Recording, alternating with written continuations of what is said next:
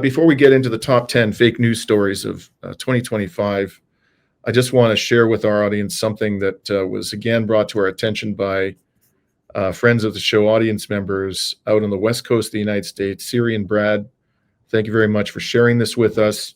Some of you may have seen that a couple of live streams ago, we talked about these pro-Israel ads that are being aired during our episodes on YouTube in the United States.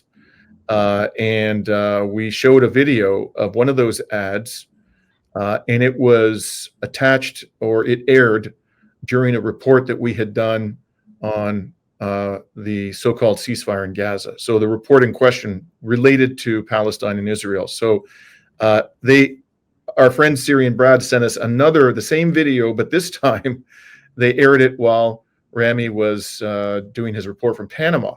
So it's not just the Israel reports, that the Israel or Palestine related reports that this ad is appearing on. It's basically, it seems, all of our content. So I'm just going to show you this ad briefly, and notice the name of the organization at the end. And they took her hostage for 400 days and terrifying nights. They raped her. They put guns to her head. They starved her. These are the stories of Israeli women attacked by Hamas. If you are supporting Hamas and radicalized Palestinians, this is what you are supporting. Choose freedom. Okay, just stop there for a second. Freedom, not terror. Oh, wait, I just want to show the end of this, Rami. Oh, 1 second. I need to put it back then. Hey. There it is. There it is. So there's Rami talking from the streets of Panama, and they're airing this pro-Israel ad. So we did a little digging into this campaign, Freedom Not Terror, and we found an interesting article on the Substack of an outlet called Eurovision News. And they say Freedom Not Terror is part of Israel's digital war against Hamas and running on old footage and US dollars. The Israeli government, I'm reading here from the report, October 24th, 2025. This is shortly after the so-called ceasefire came into effect. The Israeli government has begun a new advertising campaign from newly created non-governmental social media accounts accusing Hamas of choosing terror amid the ceasefire in the Gaza Strip. Titled Freedom Not Terror, the new campaign is targeting viewers in the U.S. and promotes various talking points, including the recent executions by Hamas. And while some of the videos are being hosted on newly created social media accounts that are not immediately identified as government affiliated, paid ads using this content are being run by the dastardly Israeli government advertising agency Lapam on Google platforms. So the Israeli government is targeting our program with anti-Palestinian ads, obviously trying to make the Palestinians look like people who deserve the monstrosities that Israel has been inflicting upon them. Before we go on to the top 10 fake news stories, any thoughts about that, Rami? I mean, it's a lost cause. First of all, they're describing themselves to be fighting against Hamas digitally, basically insinuating that everyone who's advocating for Palestine online is part of Hamas.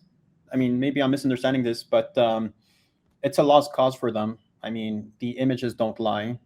No matter which amount of money they're going to spend with this propaganda. I mean, you see it on the comments as well, right? Like my most lambda friends who don't really engage in politics all see Israel in such a bad light. I don't know. It will take a lot more than that to ever clean their image, if anything at all. So probably the best way to clean their image is to dismantle Israel altogether and give it back to the Palestinians. And any Jewish Israeli who wants to remain and live in a state with Palestinians as equals, my own belief is that most Palestinians would welcome that if they were genuinely determined to treat Palestinians as equals. But we're nowhere near that reality at this point. So let's begin with the top 10 news stories, fake news stories of 2025. And Rami and I, the way we're going to work this is I chose 5, Rami chose 5. We compared a list to make sure there was an overlap. And then we're going to go back and forth until we go through the 10. We're not going here in any particular order. So we really want to kind of leave it up to you at the end of this to decide which of these stories is the biggest fake news story of the year. And maybe between now and the time we finish going through those stories, we'll figure out how to conduct a poll on this thing. But anybody have any suggestions for how we can do that? Sorry for being so primitive, but we haven't yet figured out how to conduct a poll in our live stream. This will be the first time we do it if we can pull it off. So top 10 fake news story number 1. The claim that Jeffrey Epstein and Ghislaine Maxwell had no co-conspirators. So let's, I'm going to take a few minutes to tell you why this is fake.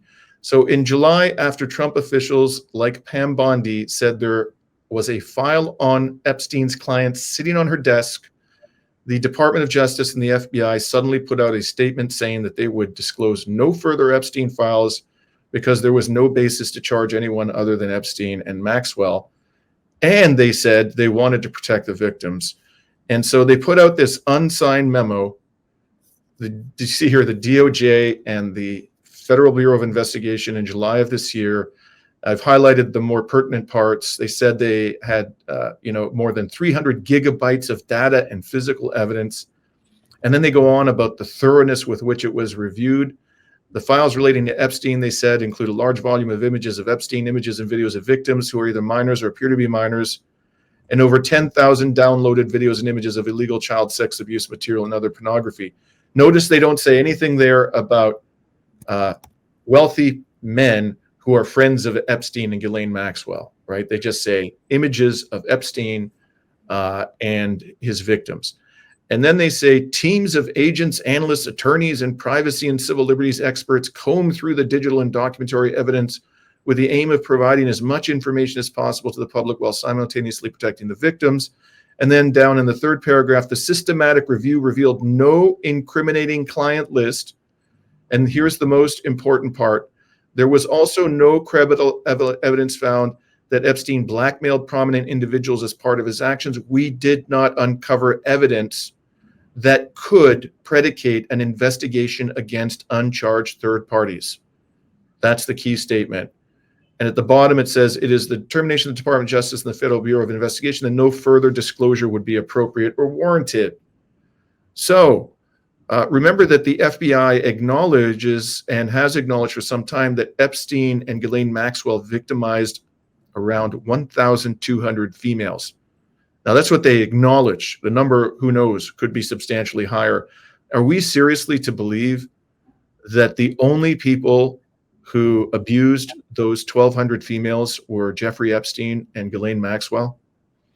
Now, the claim that there are no other co-conspirators took a massive hit 2 months later in September of this year when Republican Congressman Thomas Massie of Kentucky grilled FBI Director, that fool, Kash Patel, about co-conspirators. And here's part of that exchange. This was in a congressional hearing. I watched some of your Senate hearing yesterday when Senator Kennedy asked you, you've seen most of the files, who, if anyone, did Epstein traffic these women to besides himself? You replied, according to the transcript, there is no credible information that he trafficked them to anyone else. You also said somewhere in the hearing and here today that the problem is that the case files are constrained by limited search warrants from 2006 to 2007 and that the non-prosecution agreement hamstrung future investigations. Those constraints only apply to Southern District of Florida. They do not apply to Southern District of New York, the location of the 2019 sex trafficking indictment, which produced many things, including a series of FD 302 documents. According to victims who cooperated with the FBI in that investigation, these documents in FBI possession, your possession, detail at least 20 men, including Mr. Jess Staley, CEO of Barclays Bank, who Jeffrey The CEO of Barclays Bank, people. Epstein trafficked victims to, victims including minors, such as Virginia Roberts Giuffre, may she rest in peace. That list also includes at least 19 other individuals, one Hollywood producer, worth a few $100 million, one royal prince, one high-profile individual in the music industry, one very prominent banker, one high-profile government official, one high-profile former politician, one owner of a car company in Italy, one rock star, one magician, at least 6 billionaires, including a billionaire from Canada. A billionaire from Canada. Who might that be? By the way, there probably will be some speculation that it's the disgraced fashion mogul sexual predator Peter Nygard. Now, he was reportedly worth hundreds of millions of dollars. I don't know, though, if he ever reached the level of a billionaire status, so I'm not sure that this is actually a reference to Peter Nygard. Dimitri, could it be the billionaire that we discovered is behind AWZ Ventures that is supporting pretty much all these Israeli cybersecurity and monitoring companies? Hey, anything's possible, Rami. I don't want to get sued for defamation, though, so we'll just park that one for that time. Let's hear what else. I want to hear Kash Patel's response to this explosive information. We know these people exist in the FBI files, the files that you control. I don't know exactly who they are, but the FBI does. Have you launched any investigations into any of these people, and have you seen these 302 documents?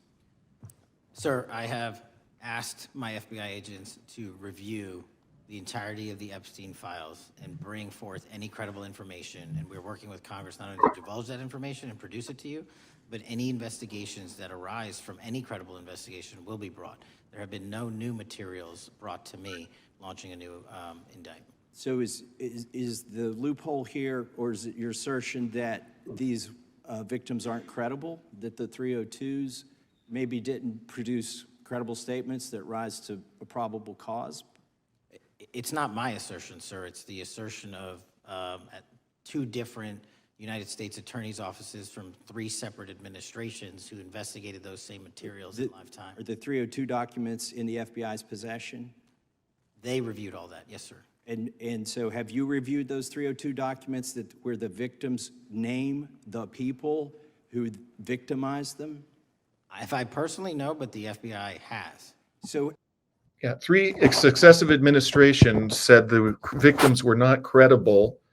All of those administrations had a powerful incentive to bury the allegations because they almost certainly involve people who are closely connected to either the Democratic or the Republican Party, and people who have a lot of power and influence in the West. So, Kash Patel, who hasn't actually seen the statements, no one should take any comfort whatsoever in his claim that these witnesses were not credible. Who would trust the Trump regime, led by such a man as Donald Trump, to decide whether women alleging sexual abuse by powerful men are credible? You're going to take Donald Trump's word for it, or anybody who appoints to this task? Woo. So let me just close the loop on this one by showing you a couple of emails that just emerged in the latest document dump, which, really blew a big hole in the claim that there were no co-conspirators. This is an email that the FBI has released from July 2019. And you can see in here, someone from FBI New York is asking somebody else in the FBI on July 7, 2019, when you get a chance, can you give me an update on the status of the 10 co-conspirators? Do we need blank, blank, blank to head out on blank, blank? And then there's another one that came out, another email. This is May 6, 2020. So this is the following year. Okay. Now, presumably between July 2019 and May 2020, they did a lot of investigation, right? That gave them, 10 months. And this email, which appears to have come from an assistant U.S. attorney in the Southern District of New York.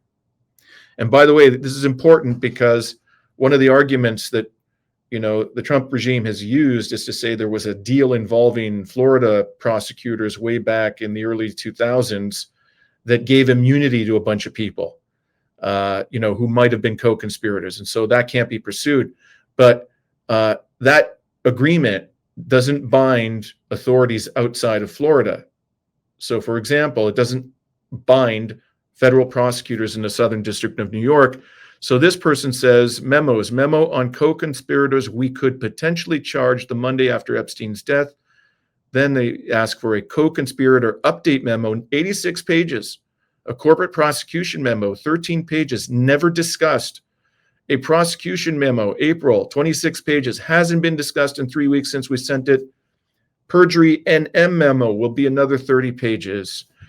My friends, on the basis of all of that and more, we can say that the claim that there are no co-conspirators for Epstein and Ghislaine Maxwell is massively fake news. Take it away, Rami. You want me to comment on that? No, I don't. In the interest of time, we can do that at the end. You can deal with your first choice. Okay. So my first choice was that Venezuela is flooding the United States with drugs, with fentanyl, or everything of this kind of sort. So the first thing is that Venezuela is not even mentioned as a country of origin for fentanyl smuggled into the United States in the DEA's 2025 National Drug Threat Assessment report. And then furthermore, there's some data showing that only 210 metric tons of cocaine passed through Venezuela in 2018 compared to 1,400 metric tons that went through Guatemala, showing that there are actually different routes used to smuggle cocaine directly either from Colombia, Mexico, but Venezuela plays an extremely small role in this. And that's also when we take into account the fact that I believe in 1980s, the United States CIA had like an office in Venezuela that was found guilty of smuggling drugs into the United States from Venezuela. So even if there is a culture, let's just say, of manufacturing drugs and shipping them to the United States, actually it was the United States that were guilty of that. There's a post by Max Blumenthal about this where he reposted this New York Times article. That was kind of interesting. And then most importantly, that fake news was then used to be, it was supported by Trump just like 2 weeks ago. He declared fentanyl as a weapons of mass destruction, saying, I hereby designate illicit fentanyl and its core precursor chemicals as weapons of mass destruction. We're blaming Venezuela for an infiltration of fentanyl in the United States, but also China being this hub for manufacturing the precursors of fentanyl that is then shipped to Mexico. So in some way, Trump is saying Venezuela has weapons of mass destruction and China as well. So we could all see where this is going. Then the Secretary of War, in consultation with the Secretary of Homeland Security, shall update all directives regarding the armed forces. That's part of the designation of fentanyl as a weapon of mass destruction. Shall update all directives regarding the armed forces' response to chemical incidents in the homeland to include the threat of an illicit fentanyl. So basically, the U.S. Armed Forces has been given carte blanche to target anywhere around the world where weapons of mass destruction can be used to harm U.S. civilians or U.S. armed forces. And why do the United States need to declare fentanyl as a weapon of mass destruction? Well, because that allows the president to bypass Congress to declare war against the country. So today it starts with Venezuela because Venezuela historically has always been a hub critical of the United States. They're not part of the Monroe vision of the Western Hemisphere as being loyal vassal states of the United States. Also, Venezuela has this huge oil reserve, the largest proven reserve of oil in the entire world.